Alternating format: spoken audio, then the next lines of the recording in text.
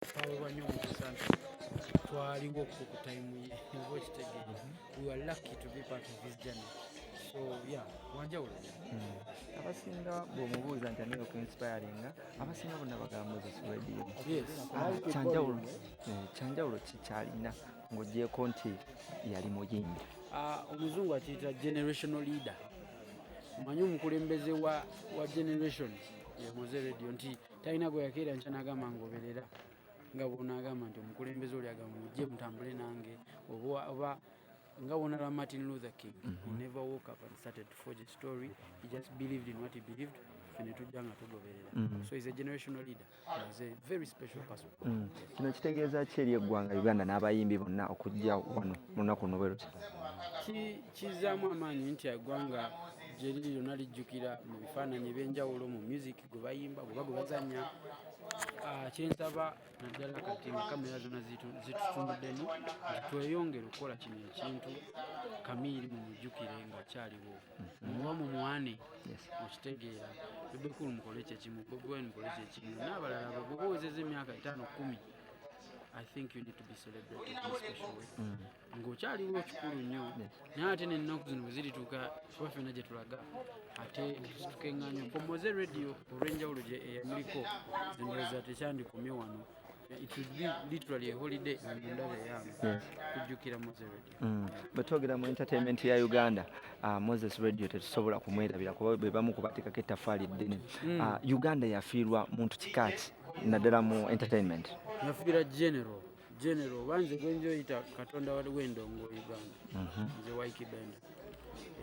So nze ndowooza kyekyo kye twafiirwa mu kimu na bibiri wano by'oyinza okugamba nti byamulema ate ekintu kyeyajja okukola tekyakikola nnyo. Omuyimbi ayinza kukola atya okubanga omukulu oyo?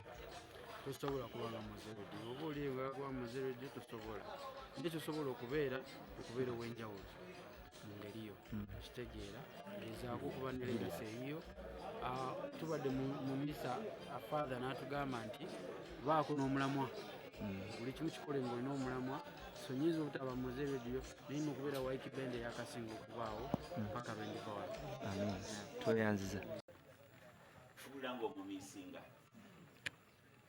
bangi bagezezzaako tulabe nga tutambulira mu kisinde kye tulabe nga tuyimba nga ye naye nga ye yali ku oligino.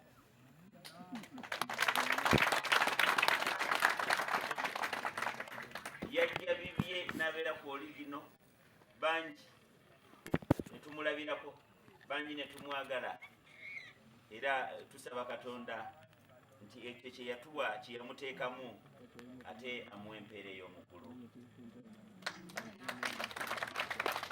Twongera okusabira abafamire mami n'abafamire mwenna Omukama yatuwa ekirabo ekyo era yennyini yaba abayamba yaba bawambaatira. Tuwulidde masomo g'olwaleero agasomedde olwaleero olwokubiri. Tuwulidde olutalo wakati w'omwana ate ne taata. Abusalomu yali mutabani wa Kabaka Dawudi. N'olwokuba yali ayagala okutwala ettutumu ayagala okuba sereebu ajjewo n'ekitaawe ye yaba afuuka kabaka olutalo ne lujja era omwana n'alwanyisa kitaawe ng'ayagala kumutta. Kitaawe n'abuna emiwabo alina abajaasi naye ng'omwana amuli bubi. Omwana ayagala kutta taata atwala obwakabaka ayagala kutta taata atwala byonna. Mu famire ebibaawo abazadde era batukubiriza okusabiranga abaana baffe babeere ekyokulabirako ekirungi. Famire ezimu abazadde bakaba n'abaana baabwe, abaana bakabiza abazadde amaziga. Mwabali wano nga mukyali baana mukyalina abazadde timukabe abazadde bammwe maziga. Ono omuvubuka yakabya ekitaawe amaziga nambunya emiwaba ayagala kumutta yafuuke kabaka. Naye ebya Katonda bizibu. Oyagala kino Katonda ateekateeka kirala. Yali ali mu lutalo lwanoonya kitaawe wawaali we yeekukumye. Mukudduka ku nsolo gye yaliko emisinde emingi newagamira kati ye nawagamira n'alengejja ku matabi abaamulaba ne bamukuba amafumu n'afa ne bwe bajja okubuulira taata omwana we afudde ate taata yadda mu maziga era omukwano gw'omuzadde yagamba nti kale singa nze nfudde omwana wange n'abeerawo.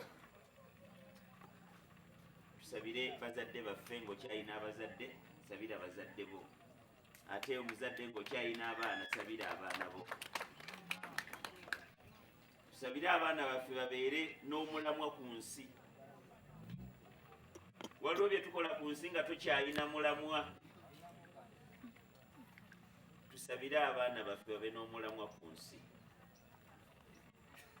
Ate abaana musabire abazadde bammwe babeere abazadde abalungi, babeere abazadde abalungi.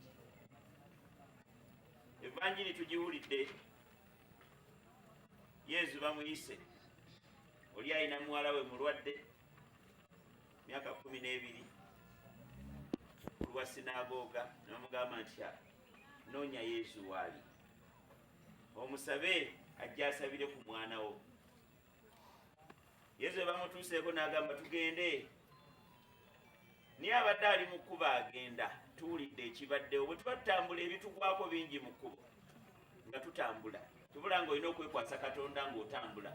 Gy'ogenda olugendo lwonna weekwase Katonda ne Mukama tambula nange. Mukama tambula nange. Nsuubira ne Lodi akayimbako yakayimbako. Mukama tambula nange. Mu kkubo gye tutambulira ebyenjawulo bijja. Naye abadde atambula ali mu kkubo. Ne wabaawo omukyala yamusinkana.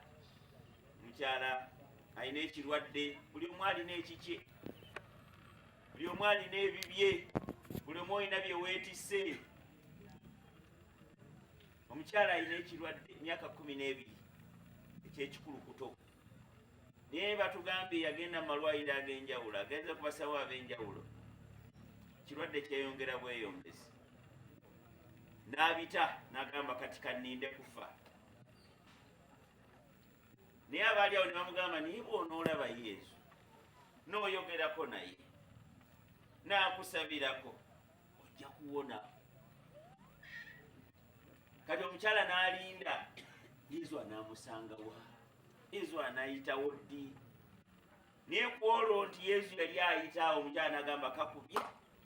Kati nga bw'agenda okuyita ano, kati ngenda mubuulira ebyange. Naye omukyala agenza okulaba nga abaweekera Yesu bayitirivu, talina waayisa kigere kumutuukako kumubuulira bibye.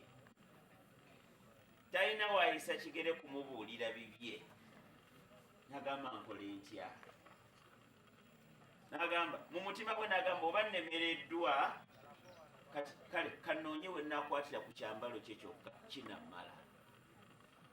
Kannoonye we nkwatira ku kyambalo kye kinammala, oba okumutuukira okumubuulira ensonga zange.